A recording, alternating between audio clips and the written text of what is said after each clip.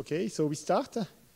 Good afternoon, everybody. Good evening, everybody. Our session today starts at 5:30 because of the IPP Scientific Day, which is organized at Telecom, and which should be finished now, but people will go on arriving for the seminar of the Physics Department of Ecole Polytechnique, of IPP. So we welcome today Sylvain Gigan, who is alumni of Ecole Polytechnique. It was promotion 1997, I guess. After which you made a master at Université Paris-Sud at the time, Paris-Orsay. Now it is Université Paris-Saclay. It was on laser and matter. You made a postdoc after a PhD in France, postdoc in Vienna for 3 years. And all these years you worked on quantum physics, quantum mechanics, which is a main lecture here in Ecole Polytechnique. You came back to France after Vienna to be assistant professor at ESPCI, where you started working and you founded the research on propagation of light waves in complex media. So your topic on which you are still working today. So today you are professor at Sorbonne University, still working on the propagation of light wave in complex media. Your research is made at ENS Ulm, at LKB. You founded a startup, Light On, in 2016, based on your research. And with this initiative, you were rewarded the Joseph Fourier Athos Prize in 2018, the famous Fabry de Gramont Prize of the French Optical Society, and also the Jean Safagnan Prize in 2019. Your work was got 2 grants from ERC. Okay, so this is your curriculum so far. You come back to Ecole Polytechnique today to present your work with your quantum optics, quantum mechanics background to explore the propagation of light in complex media. So I will give you back the microphone. Thank you, Sylvain. Thank you, Riyad, for the introduction. It's really a pleasure to be here. You can hear me well, I guess, yes? So it's really a pleasure to be here. And as you said, you know, I was now more than 20 years ago here, and although the place was very different at the time, it looks like ages ago. But it's really a pleasure to be here, and I think it's the first time that I have the opportunity to come and give a seminar here. So it's really, I mean, except for small conferences organized here.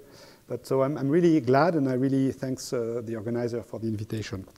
So what I will talk about today is the work of my group, and I will try to present some highlights of what we recently done, and also some of the history that we did on controlling light in complex media, imaging and beyond. And for those who have seen old movies, I've subtitled my talk, How I Learned to Stop Worrying and Love Randomness. And I will try to convince you of why this title.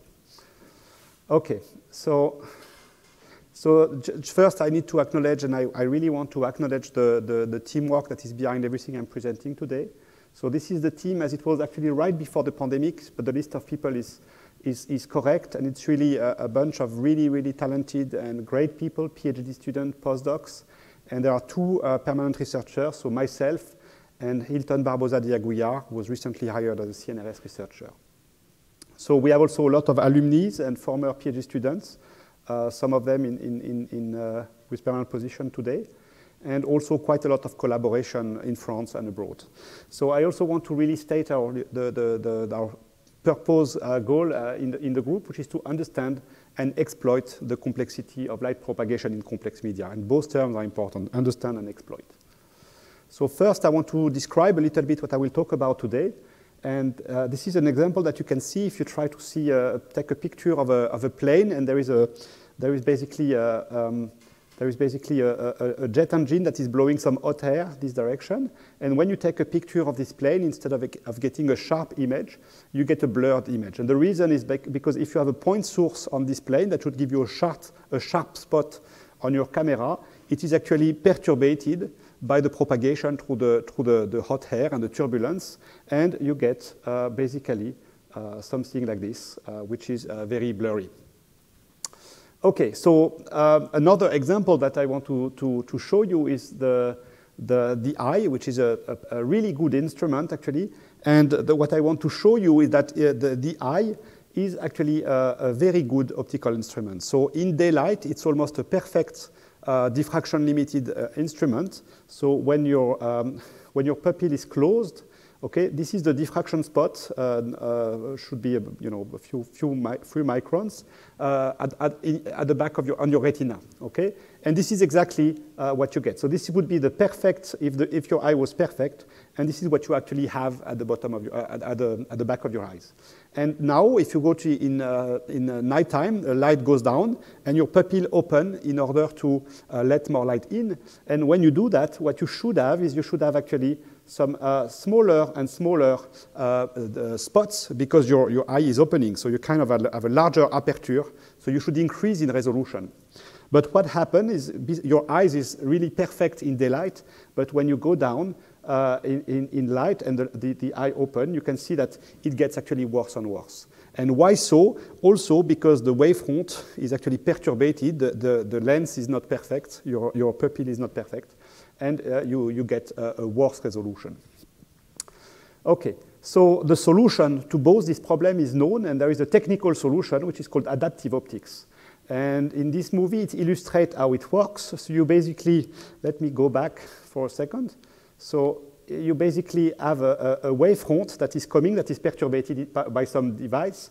And then what you want to do is measure the wavefront with a wavefront sensor. And in real time, you want to have an active element on which you can reapply this wavefront with a minus sign. And in this way, you cancel the perturbation and you recover a flat wavefront. And if you recover a flat wavefront, you get back a diffraction-limited image. Okay? So this is called adaptive optics, and it's really used a lot in astronomy and nowadays also in microscopy with some actually very good work coming from here. So this is an example of what you get in the eye. So without adaptive optics correction, you have basically the picture on the left, which is blurry, and you can't really distinguish the photoreceptor. This is the retina. And when you look on the right with AO, you can recover a sharp image by compensating the wavefront. Okay, so this is aberration, and this is what I want to talk about today is actually a different regime, which is scattering. And scattering, I will try to show you that it's actually essentially the same phenomenon, but in a different regime, which is more extreme. Okay? So scattering is illustrated in this picture. You have basically this picture of the sky, and if you, oops, sorry. So if you look there, you have the sun, and this is basically light that comes directly from the sun to your eye. So this is what is called ballistic light, light that has been unperturbed by the atmosphere. And then this is the blue color of the sky. We know that it should be dark. There's no light there. But light has been coming from the sun, scattered from one particle in the air to your eyes. Okay? And this is single scattering. So it's almost isotropic, and there is some dependency on the wavelengths, which explain the blue color. So what I'm interested today, and I will try to treat today, is actually this regime of so-called multiple scattering, which correspond to the cloud. Okay, so the cloud is actually white and opaque. It's made of many, many small droplets of water. And light enters, it will scatter on the droplets a few times and bounce, and at some point it will exit the cloud. It will not be absorbed, it will scatter away. But there is many, many scattering events until the light leaves the cloud. So this is the so-called multiple scattering regime. But as you will see, it's just a perturbation of the wavefront, except extremely strong. Okay, so why are we interested in that? So seeing through cloud is actually an extremely challenging problem that I will not treat today. But we are interested because we are ourselves scattering. So we are just like a big, very dense cloud for light. And this is illustrated in this picture that I took from this painting from the Louvre. And what I want to illustrate is the hand of the child. So the child is holding a candle, and the painter really captured very well the propagation of the light. So you can see that the hand is hiding the candle, just like if you do it with your mobile phone torch behind your finger. And you can see the light going through. So the blue light has been absorbed, typically by the blood, and the red part of the light is going through, but it's actually scattered in a very complex way. So you can't see any detail of the hand. You can't see any detail of the source, but you can see some light. Okay, there is something. So the phenomenon is really multiple scattering, and you can actually put some numbers on explaining how fast this happens. And this is the so-called scattering mean-free path, which describe how long it takes for the light to be deviated in some way. And in tissues, it's typically in the visible and near-infrared range, about 50 to 100 micron. And now, of course, you can be just deviated a little bit. So what you're really interested in is how long does it take for the light to be totally isotropically scattered. And this takes a few scattering events, and typically the characteristic length would be about 1 millimeter in tissue. Okay, so when you want to image, you really want to image wherever there is not too much absorption. And this is illustrated here. You can see that the light is red because there is less absorption because of hemoglobin, blood, melanin, etc., and water. So this is really in the red and near infrared. And just to put some numbers, because of this scattering mean-free path, you have an exponential attenuation of the ballistic photons. So the photons that have not been scattered, there's very quickly very few of them. So if you put exponential minus the attenuation, which is Berlin-Berlot, you see that if you have 5 centimeters of tissue and you shoot a very strong laser, about a watt, you will have 1 ballistic photon every billion years or something like that, even in the best case scenario. But you still have a lot of photons, but they have been scattered many times. Okay, so now for how to do when you want to image in such scattering tissue, there are different scenarios. The first one is if you have ballistic photon. So if you have ballistic photon, like in this fog, you can see this person which is close. There is some straight light that goes to it and back to you. So it's easy. You can really see this person very quickly, and you can do some imaging. Then you have some harder problems. So if you have this character a little bit deeper in the fog, there is much less light. Ballistic light has been attenuated, and there is a lot of background from the scattered light. Okay? And then you have many techniques of microscopy, and I'm listing a few here: OCT, multiphoton microscopy, confocal microscopy, if you've heard of them, which are able to recover these few ballistic photons that are hidden and that you can still catch, and they carry some spatial information, and you can get an image from them. But it gets very, very hard, okay? And then at some point, there is no photon anymore, no ballistic photon anymore, only scattered photon. And then it was considered a long time ago, in a way, mission impossible. There's people say, okay, we can't do microscopy there. We can do some really very coarse resolution, localization with centimeter resolution maybe of what's happening deep, but there's no way we can do microscopy. So what I will try to show you today is how we can not completely solve this problem, but find some ways to do some of it. Okay, so what happens if you have multiple scattering? And I will try to walk you through the process of the multiple scattering medium, starting by simulation by single scattering. So now you have a wave coming, just a pulse, and you will have one scatterer, which is this dot. So what happens when you hit it? It will basically scatter ideally a small spherical wave. The bouncing on the end is more just an artifact from the simulation. So, and that's it. And what has been passing through is the ballistic part. So now if you put more of those, then each scatterer will emit a scattering wave. And they will all basically add up and interfere. And if you look closely, you can see that there is some kind of secondary events of scattering on one scatterer and then a second one, which is weaker. So this is still a perturbative approach where you can really consider that it's mostly single scattering. And if you keep adding scatterer, then what happens is you really have, then the ballistic light is passing. You see that the ballistic light is a little bit attenuated, but not much. Scattering starts to take place. It's extremely complicated. Light goes everywhere, bounce many times, and at some point, the wave will emerge out of this. Okay, but still there was ballistic light. So if I keep adding scatterer, at some point, this is the strong scattering regime, and in this regime, you will see that the ballistic light will basically decay very quickly, disappear. Okay, oops, it's gone. Almost no ballistic light anymore. And then light stays and bounce around for, not forever, but for a very long time, much longer than it would take to just cross ballistically the system, and it will, at some point, slowly emerge from this scattering medium. So this is really the deep multiple scattering regime. There is no more ballistic light. There is a strong spatial and temporal perturbation of the wave, but still you can see that there is still some interferences. So it's still what you see, these grains, is really the mark of interferences of a wavefront, that multiple wavefront that interfere together. Okay, so what you see, if you put a camera and you shine a laser through a scattering medium, on your camera you will see what is called a speckle pattern. That is this very characteristic interference pattern that is due to multiple scattering of light. So it's a very, almost a universal phenomenon. So each grain is actually made of many, many contributions from many different scattering events. And they come with random phase, so you can really retrieve statistically exactly the statistical distribution and also the size of the grain. So the grain are formed with a certain angle. So there is basically each grain is actually a diffraction limited spot. Okay. Of course, if it's a 3D medium, polarization is also scrambled in a very complex way.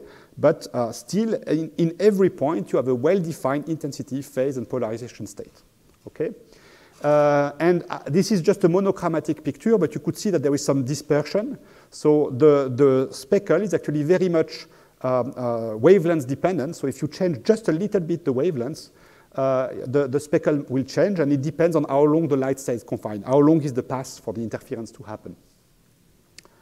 Okay, so this is a very complex distribution, but this is coherent. It's just a perturbation. It's a strong perturbation of the wavefront. Therefore, just like I can manipulate actively the wavefront to compensate for scattering, for aberrations, I can also compensate this scattering. And this is really, just like adaptive optics, this is really the key idea that has been driving the field that I will present you today. And this actually also comes from old ideas, from also radar, but the example I want to show you today is from acoustics, which is called the so-called time reversal phenomenon. But it's just a wave, just like light, so it's exactly the same physics. So if you assume that you have a point source, like here, and this point source will emit a wave, and then it goes through some very complicated medium. But the medium is just a collection of scatterer or some refractive index distribution.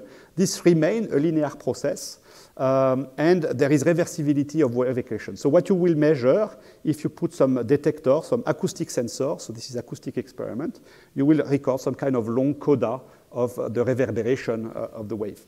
And now what you can do in the second step, you can play backward from each receptor is also an emitter in acoustics. So you can play backward, and what they observed in this seminal paper in '95, this is a group of Matthias Fink that at the SPCI, where I joined in 2007, they observed that you can really refocus in time and space exactly on the source by just playing backward whatever you receive. So this is called time reversal, and you will see that what we do is just an analog of that. Okay, so what we have in optics is basically tools to manipulate the wavefront. It's harder to manipulate the signal in the time domain. This is because optics is extremely fast. But we have tools to manipulate the wavefront. And for instance, what you have on the left is really what I was showing you before, this deformable mirror for adaptive optics for really low-order correction of weak perturbation. And they are very fast and extremely pricey because that's what you put on telescopes or in microscope. But they tend to be very expensive and complicated to do. And then there is these two classes of special light modulator tools. This one is a liquid crystal special light modulator. So it's just a liquid crystal layer that you can change locally the phase by tuning the voltage on the pixel. So you have typically millions of pixels. It's basically the technology that you have in your TV, except that TV is just a polarizer and a polarization rotation, and this is just a phase modulation. It's just a different way to use the liquid crystal. Okay, so they are nice. There you have 1 million pixels. They go relatively slow, typically 100 hertz, but you can change the wavefront in an arbitrary way by changing the phase locally. Okay, and what is more and more used is this device, which is what you have in most video projectors nowadays, which are basically some small MEMS mirror. Each mirror can be basically modulated very quickly on and off by just deviating the beam away. And you have really millions of pixels also. They go extremely fast and they're extremely cheap. Okay, so the caveat is you can't really modulate easily the phase. It's more of an amplitude modulation. So you still need to tweak it for what I want to talk about today, but it's still a nice device to play with for wavefront control. Okay, so what does a typical experiment look like in our field?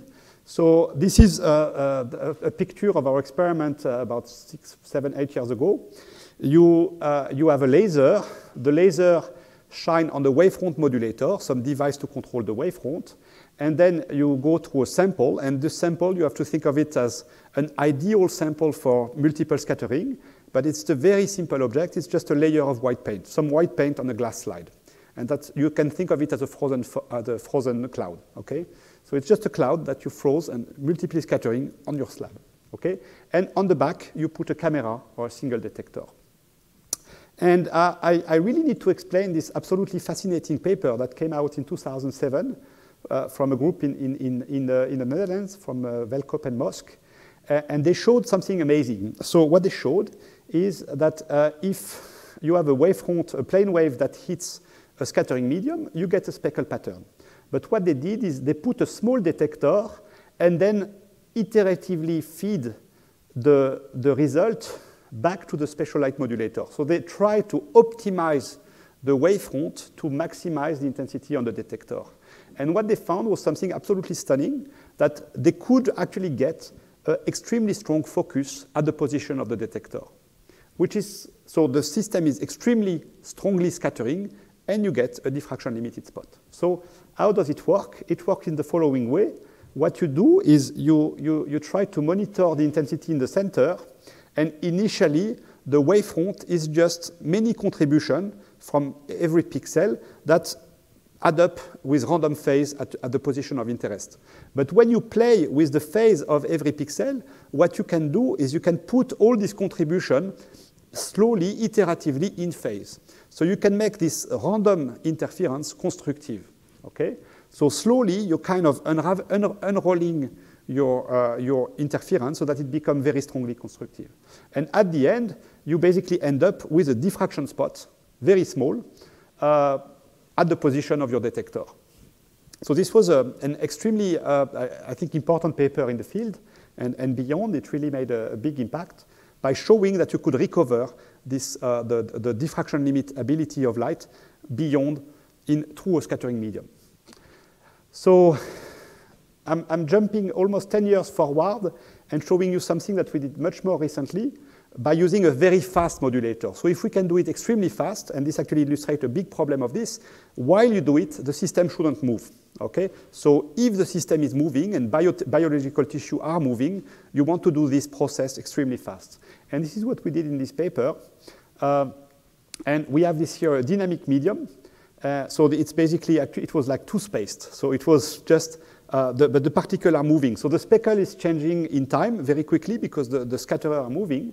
And then we show that since we have a fast modulation, we can really do this optimization process at extremely fast speed.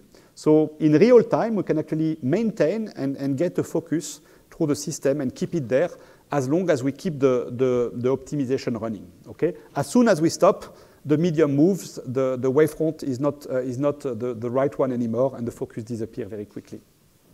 And this was a nice collaboration with people at the Biology Institute of ENS, because this is a big interest for the community to go to the bio side.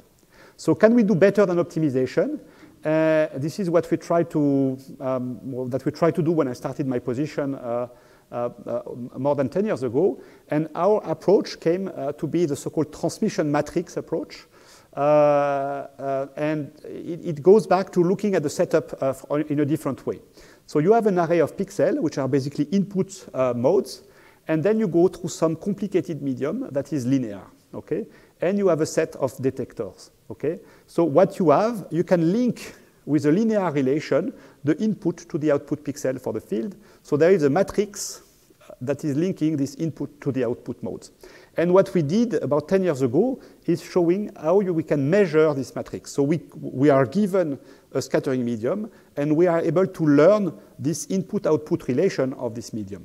How do we do that? So in a nutshell, what we do is we shine many, many patterns, so like a basis of possible modes with the SLM. For each mode, we have to record the field at the output, so we need to do what is called holography in order to record the field. And if we do that, we can save and have in the computer the transmission matrix. Okay, so once we have this object, what we can do is we can calculate from this object what will be the right wavefront in order to get a given result. So for instance, we can calculate what is the wavefront that will focus through the medium and get you a focus. And it's what you can show is it's equivalent of the time reversal operation that I was showing you before, but on the phase. So you need to do a so-called phase conjugation operation. So you record the phase, you put a minus sign, and this is what you need to send back. So which is equivalent to changing the time for acoustics. Okay, and you can do it for different points. So with the same information that you stored in your matrix, you can actually focus on many points, scan, etc. We could also play and get any point spread function or any focused shape we want and scan this focus, which is interesting for microscopy way later. Okay, so what does it mean? So the take-home message was actually, I think, very well illustrated in this image that from our colleague from the Netherlands when our paper appeared, and they call it the information age in optics. And what they show is actually that what you've been doing, what optics has been carrying for centuries, is to manufacture the perfect optical elements, the perfect lens, to correct the aberration, to have the sharpest image. And if you have the perfect imaging system, you can actually understand it as just a very simple formalism with a 2x2 matrix with one parameter that is the focal length, so in the formalism of so-called ABCD matrices. So what our result means that if you take a scattering medium, like this piece of sugar is a very scattering and a whitish and opaque object, but if you know the transmission matrix, so if you store the transmission matrix, you can actually turn this piece of sugar into a lens. You can refocus through it thanks to the knowledge of the transmission matrix. And you can actually do much more. So this is a slide that I was showing for the first time in Switzerland. You can actually have a Swiss knife of any optical element, any linear optical element in the toolbox of an optics lab. So you can make it a very high numerical aperture lens. You can show that you can get to 100 nanometer resolution with visible light. You can make it a polarizer by getting any polarization state at the focus you want. You can also use it as a filter, so make it selecting a wavelength thanks to the spectral selectivity of the medium. You can make it as a cube, so you can make it as a 2x2 beam splitter, and you can actually make it also a circuit. So you can even make some multi-port photonic circuit encoding using this medium. So the take-home message is that any optical element, if you know the transmission matrix, can be emulated by this method.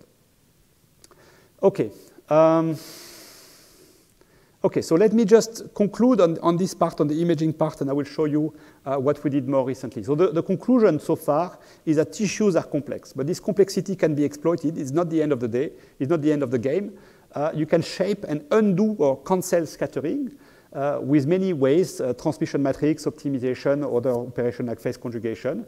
But of course, we care a lot since the beginning about also understanding the multiple scattering process. It's a fundamental process that has also similarities with electron propagating in metals, and conductivity at low temperature is also governed by multiple scattering of electrons. So there is a lot of fundamental physics associated to this kind of phenomenon.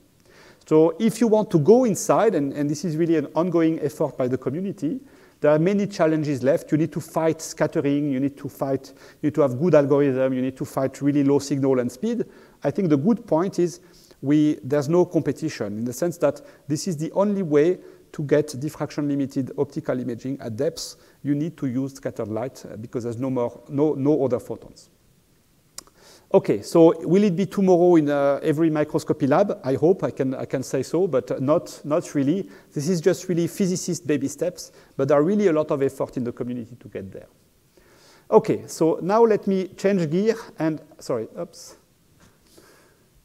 Okay, so let me change gear and show you an epiphany that we got now a few years ago, which is that we used a lot of algorithmic way to get images, invert, find something. So at some point we had an idea and said, okay, well, can we use all these?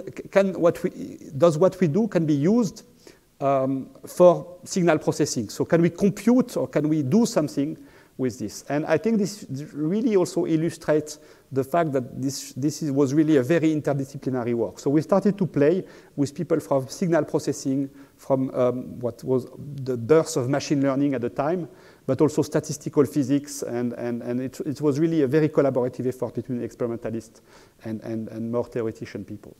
So what I will try to show you in the remainder of my time is how we could use optics, improve the reconstruction by using computing and new algorithms, so to extract some information from deep inside the scattering tissue in a better way. And also maybe we can improve computing with optics. Can we use this, this process itself to compute something? Okay, so, but first I need to give I guess everyone is by now a little bit familiar with machine learning, but I still need to remind you what it is. So machine learning is, you're familiar with deep neural network, at least at a high level, which is basically a combination of layers with some weights and some nonlinearity in each layer, which is able to take some data at the input and make sense out of it by training accordingly the weights of such a network to basically, for instance, classify an object. So this is what you know, but what you don't realize is behind the scene, it's actually a lot of linear algebra. Okay, so each point, actually, it's linear algebra in high dimension. So in a way, you can think of this as a problem where you have vectors in high dimension. So for instance, if you have a picture with 1 million pixels, you have one vector in dimension 1 million, and you try to basically find whether this vector is close to another one.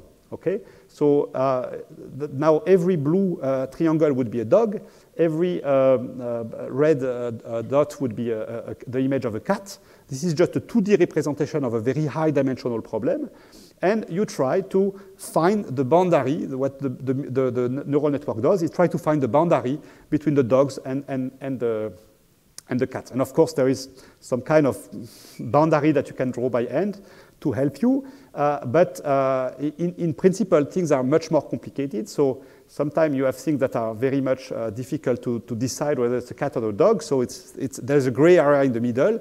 And the algorithm is really about finding the boundary in the best way. So yeah, the first problem is it's a very high dimensional problem. So it's a very computationally intensive and difficult problem in signal processing. And also, in principle, it's usually not just a linearly separable problem. It's usually a much, much more complicated problem. Okay, so the idea that stemmed from this discussion we got with our colleagues was to borrow from computer science to try to take advantage of this order. And the key message is really this one.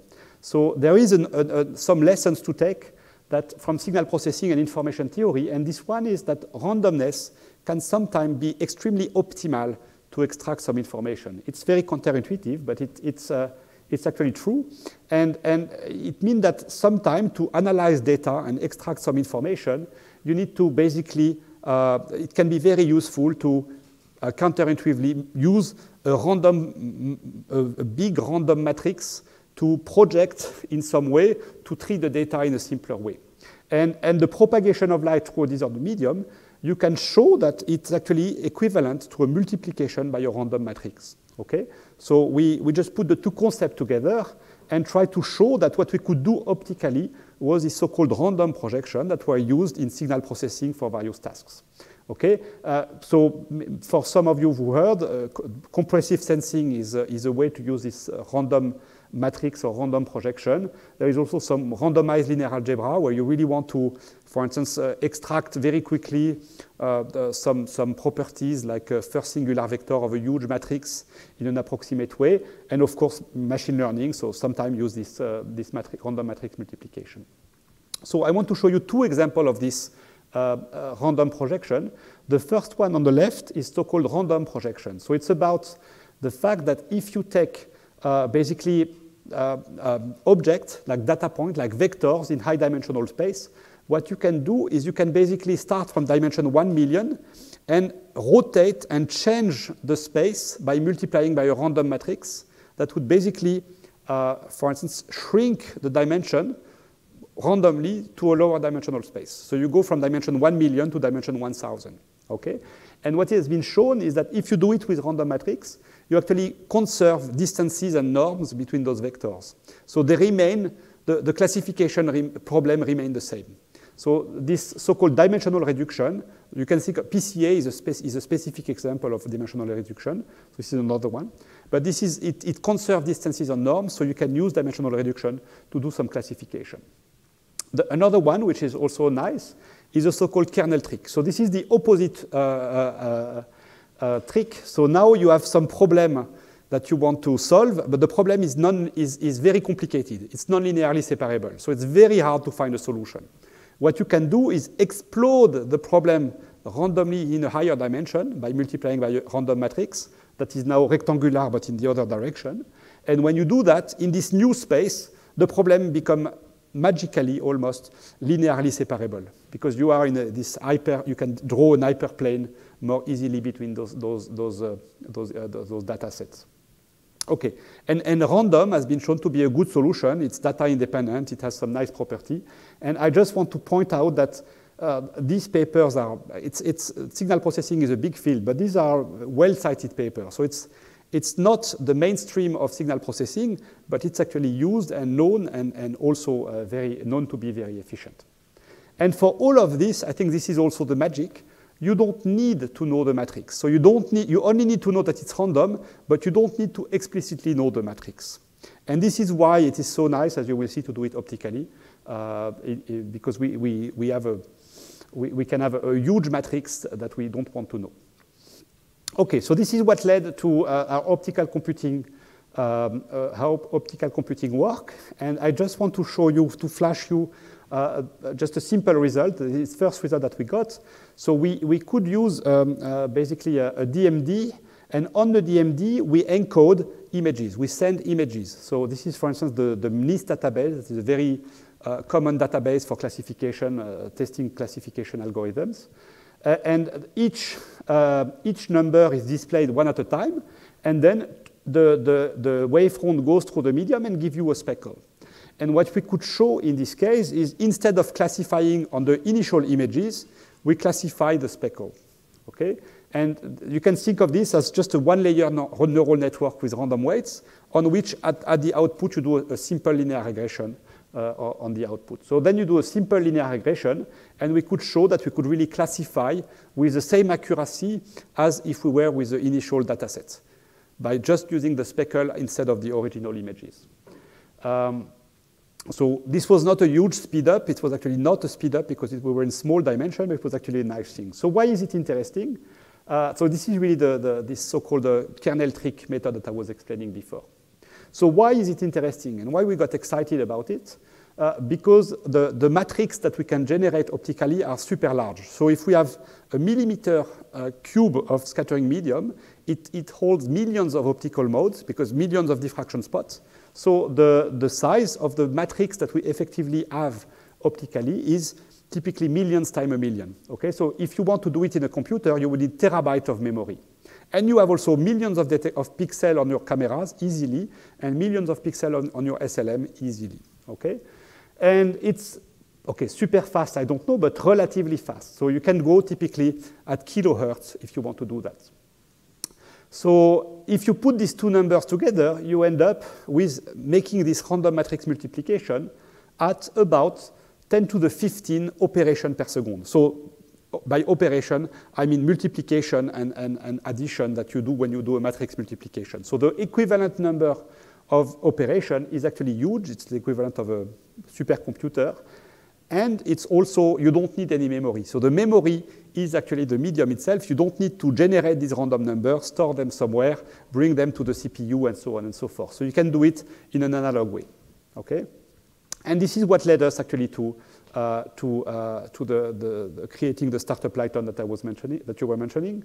That is really now trying to. It's actually we made the first. They made the first commercially available optical processor, as we call it, that you can buy, and you can also calculate on it if you're interested remotely. It's on the cloud. It's free for academics, and to find application of this random matrix multiplication. What I want to show you now is the last work coming back to doing some computation in a smart way with a scattering medium to extract some information at depth. Okay, so I think one of the people in the audience will actually love what I will be showing because it's coming from his lab.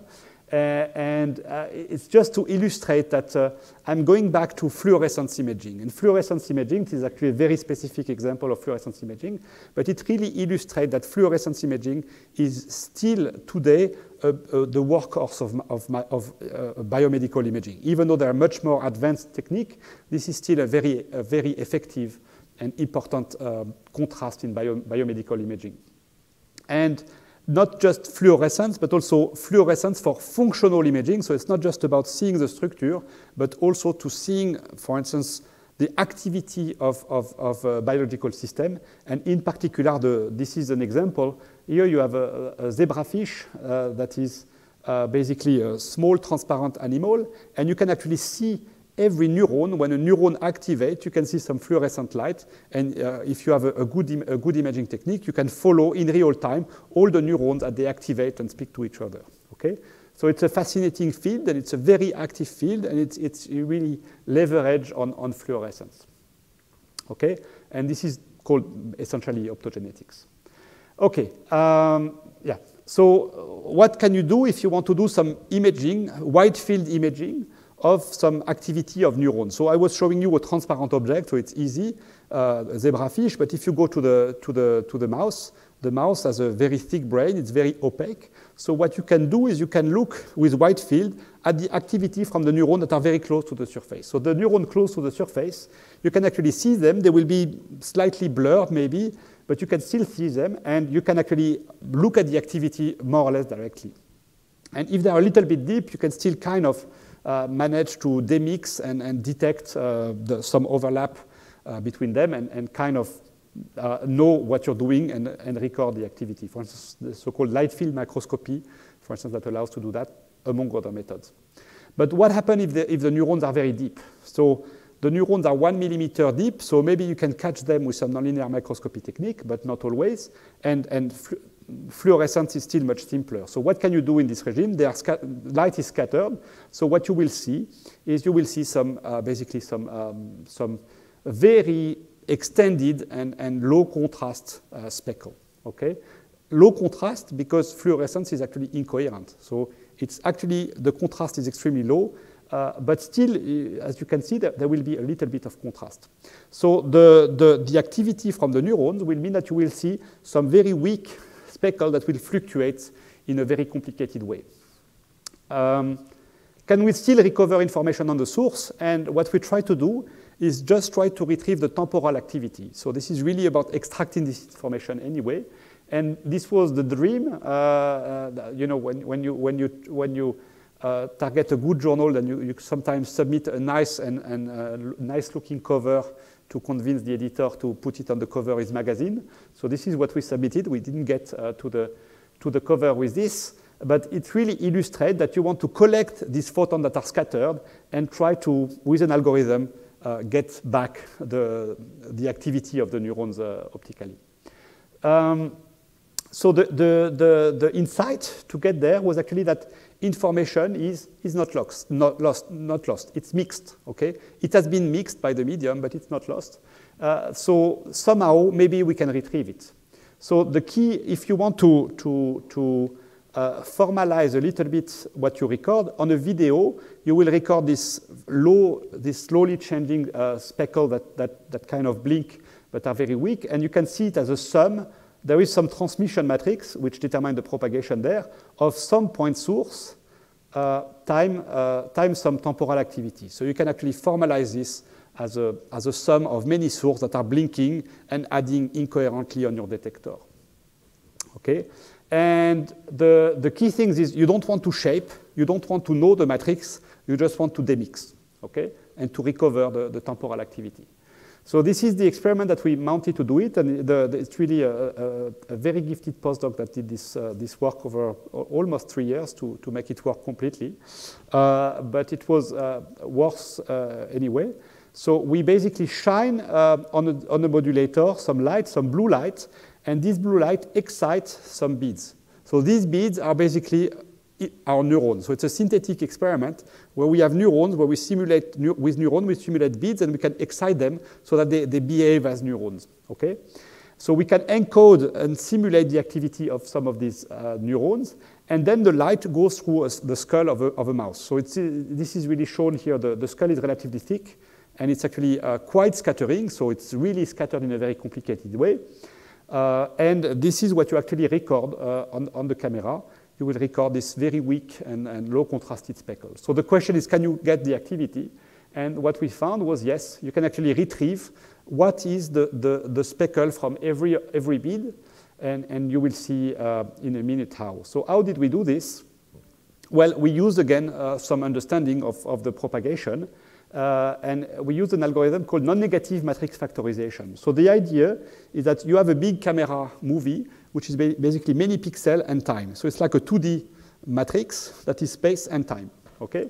And what you want to do is, you know that there is some underlying structure to these data sets, okay? There is actually a few neurons, and each neuron has a very specific speckle pattern, and each speckle pattern will basically blink, okay?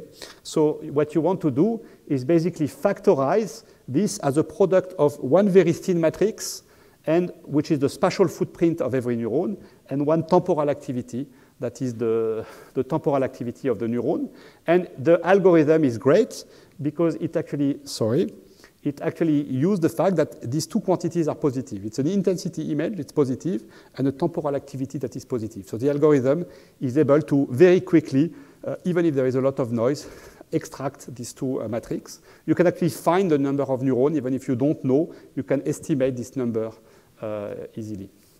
Okay, so this is what we had. We have a ground truth because we know exactly what we are sending. So this is a ground truth, and we can retrieve from each neuron the temporal activity, and we can actually verify that we have a very good correlation and no crosstalks and little crosstalk between the temporal activity of the neuron that we have. Okay. So this was, of course, still a synthetic experiment through a real skull. And what we are trying to do now is to do the same thing with ideally real neurons in vivo, which also to do some endoscopy with this concept. Also localize the neuron. This is the next step, to know also where the light is coming from, which is hard. Okay, so I'm at the end of my talk. I try to convince you that complex media and light control is actually an extremely vast and fascinating field, which allows you to really go into many topics. So I try to show you some bioimaging, some sensing, a little bit of neuroscience, some big data and machine learning. I didn't talk today about quantum optics, but we also do some propagation of quantum states in complex media and some fundamental studies also with that. So it's very exciting. It's disruptive. It has a lot of potential application, even though it's relatively still early, and also a lot of fun. Okay, so with that, I really want to thank again my team and co-workers and you for your attention. Thank you very much.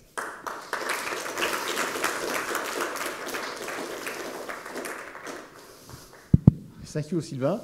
So randomness is full of information, finally. Yes. Thank you for this demonstration.